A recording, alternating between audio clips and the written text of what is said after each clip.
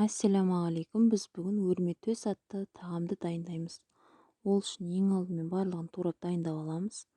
Төстің етек-етін пышақпен бірнеше жерден кесіп, тұздаймыз, бұрыш себеміз. Өзіңіз қалауыңыз бойынша дәмдеуіштер сепсеңіздер болады. Кейін бір сарымсақты ұсақ етіп туралған үстіне сеуіп жағамыз. Және сәбізді өз қалауыңызша турап саласыздар. Ас көкті, мұнда петрушка атты ас көкті алдым. Кейін көк жуанны турап еттің үстіне саламыз. Барлығын салып болғаннан кейін етті рулет етіп ораймыз.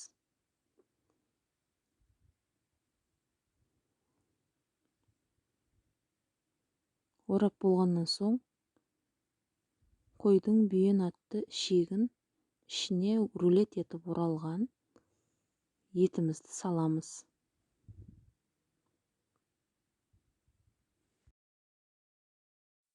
Етті бүйеннің ішіне салып болған соң төп жағын жіппенен байлап артық жіпті кесіп тастаймыз. Енді өрме төс үшін аш ішекті өреміз. Тоқыма жіпті тоқығандай бірінші саусақтарға іліп аламыз. Аш ішекті кейін үстінен жібереміз де әрбір саусаққа ілініп тұрған аш ішектің ішінен өткізіп саусаққа ілеміз. Өрме төстіктің өрмегін аш ішектен тоқу өте оңай, еш қиындығы жоқ. Бірнеше мәрте қайталасаңыз, қолыңыз жаттығып тез үйреніп кетесіздер.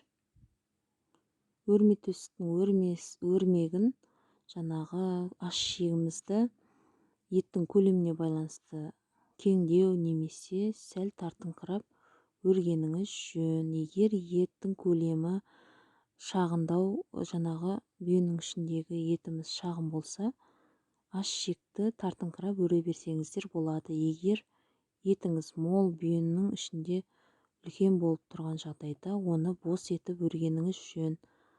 Әйтпесе ол қайнату барысында аш ішек үзіліп кетуі мүмкін.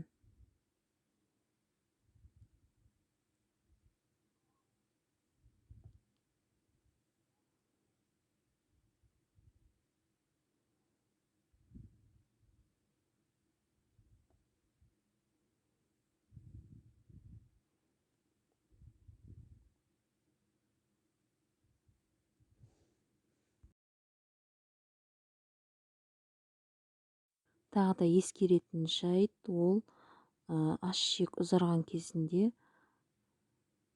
өрілген ішектің аш жағынан аш ішекті өткізіп барып өргеніңіз жөн. Егер ол өрілген аш ішектің үстіңгі жағынан кетіп қалса, жаңағы өрілген өрісіңіз дұрыс болмайды. Міне тағы да көрсетемін. Аш ішектің астынан өткізесіздер, кейін дәл солай жалғастырып өре бересіздер. Үстінен өткізген аш ішекті әрбір саусақтағы ішекке іліп, саусағыңызға қайта ілесіздер.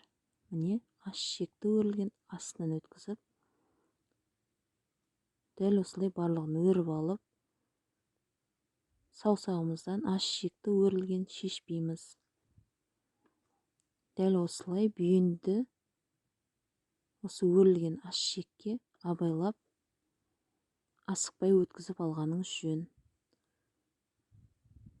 Мен өзім қолымдағы өрілген аш ішекті шешпей осылай өткізгенді жөн көремін. Ол мен үшін өте ыңғайлы.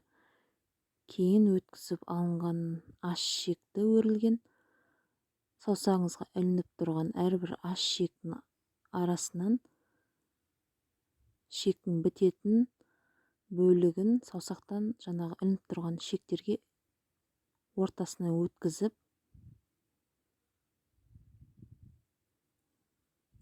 соңғы үшін барлық саусақтағы аш ішекке өткізіп аламыз да кейін тартып, әдемілеп түйіп аласыздар бірнеше мәрте.